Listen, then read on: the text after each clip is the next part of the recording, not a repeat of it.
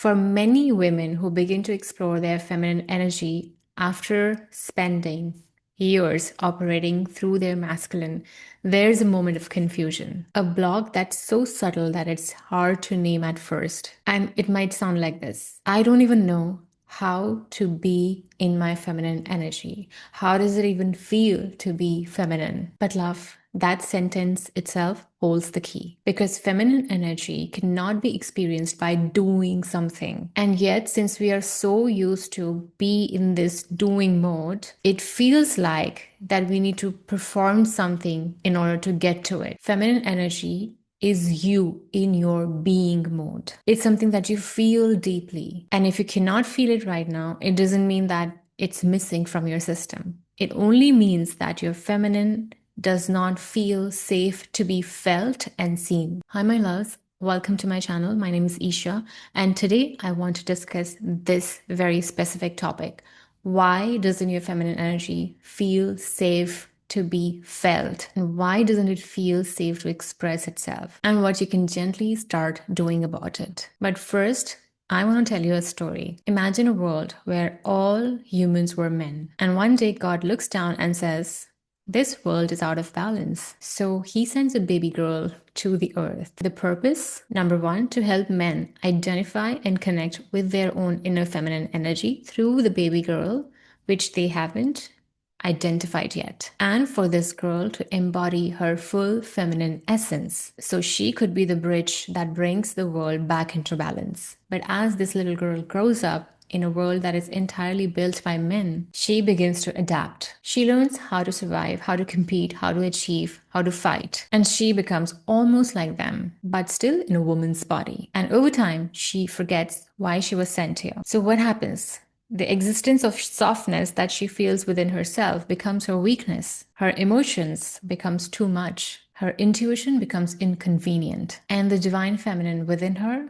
fades into silence. Now, I know this is just a story. In our world, we have both men and women, but the essence of this tale reflects a truth that so many of us are living. We have inherited a world that has ignored the feminine, and to some extent, it even fears the feminine. And we as women have learned to fear it too. And now, as we begin to wake up, as we are called to return to our feminine truth, we find ourselves blocked, tense, and disconnected, because the part of us that longs to feel doesn't yet feel safe. So initially, why does the feminine energy in all of us, it doesn't feel safe to be seen, it doesn't feel safe to be felt, and we are unable to connect to it? Our feminine energy is deeply sensitive and it remembers everything. And it is that part of you that doesn't open through force, it opens through safety. But what many of us has gone through is this. We were taught to suppress our emotions because emotions were considered too much. We were rewarded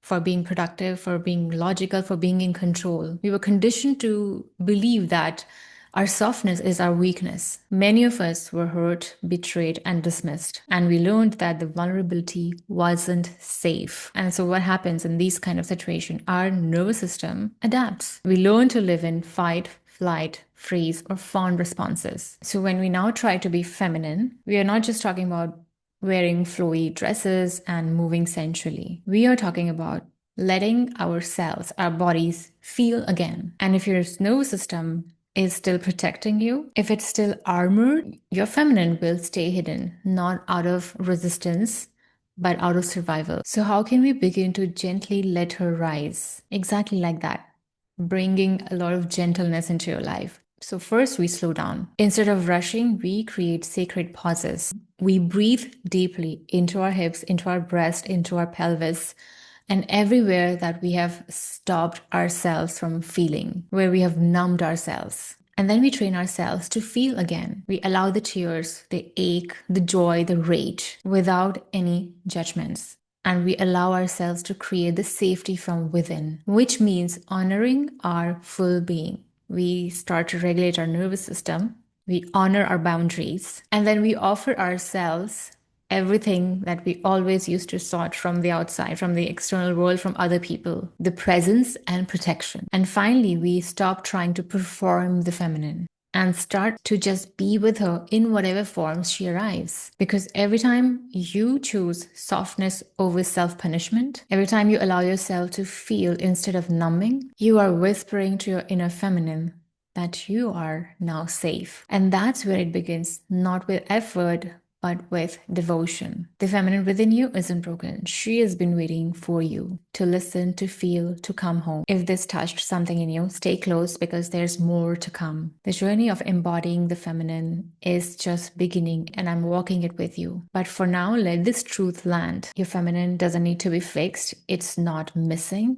It might just be hiding, because it just wants to feel safe. And you, love, are the one who can give her that. If this message resonated with you and you want to go deeper into your feminine embodiment journey, I've created some beautiful resources to support you. You can download my free Embodied Woman Starter Kit, which is a gentle invitation to reconnect with your body and your feminine essence. And I also offer a self-paced journey called Healing the Feminine Body, which is a course to help you release, realign, and reconnect with your feminine physiology at your own pace. And if you desire to go deeper, more personalized guidance, I offer one-on-one coaching sessions where we combine embodiment and Akashic Records healing. This is where we work together to help you find your truth that lies in your body and soul. And all these links are given in the description box, and I will see you next time.